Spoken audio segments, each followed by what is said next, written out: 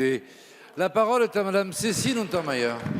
Merci, Monsieur le Président. Madame la ministre de la Justice, nous venons de prendre connaissance d'un message que vous avez adressé hier soir à l'ensemble des magistrats et fonctionnaires des cours et tribunaux, dans lequel vous écrivez que le mouvement de grève des avocats porte une grave atteinte au fonctionnement des institutions judiciaires et méconnaît ainsi les attentes des justiciables, notamment les plus vulnérables d'entre eux.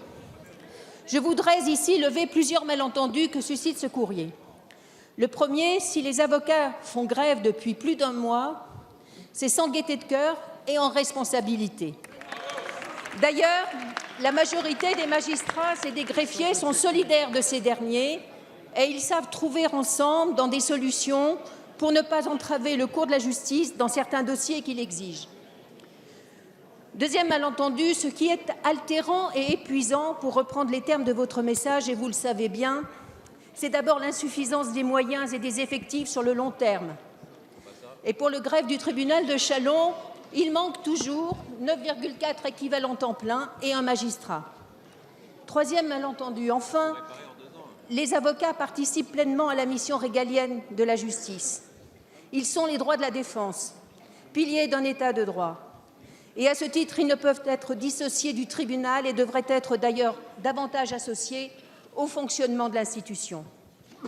Comment entendez-vous, Madame la Ministre, revenir à un fonctionnement normal de la justice, sachant que vos propositions n'ont pas trouvé l'écho favorable auprès des avocats et que ceux-ci, indispensables à l'œuvre de justice, méritent toute notre attention et considération?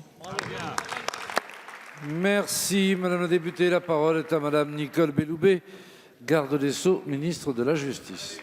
Monsieur le Président, Madame la députée Cécile Untermaier, Mesdames et Messieurs les députés, droit de grève, évidemment, ne saurait en aucun cas être remis en cause. Mais il s'exprime dans certaines juridictions selon des modalités qui affectent les conditions de travail des magistrats et des greffiers. J'ai donc exprimé hier mon soutien aux magistrats et aux greffiers qui, chaque jour, assurent le bon fonctionnement de la justice. Je le réaffirme ici, à nouveau, clairement, ce soutien aux magistrats et aux greffiers. Je le fais d'autant plus, Madame la députée, que la justice bénéficie de moyens accrus. 13% de budget supplémentaire depuis 2017, 700 personnels supplémentaires recrutés et il n'y a plus aujourd'hui de vacances de poste de magistrats, si ce n'est de manière extrêmement résiduelle, moins de 1% des emplois. Je souhaite ici réaffirmer devant vous que le dialogue n'a jamais été rompu avec la profession d'avocat. C'est d'ailleurs pour moi un point indispensable. Et ce dialogue, il s'est traduit en ce qui concerne les retraites par un certain nombre de propositions concrètes, très précises, qui permettent à la fois d'assurer l'intégration des avocats dans le système universel des retraites, mais également de prendre en compte leurs spécificités, leurs particularités et de faire en sorte que cette intégration se réalise dans les meilleures conditions.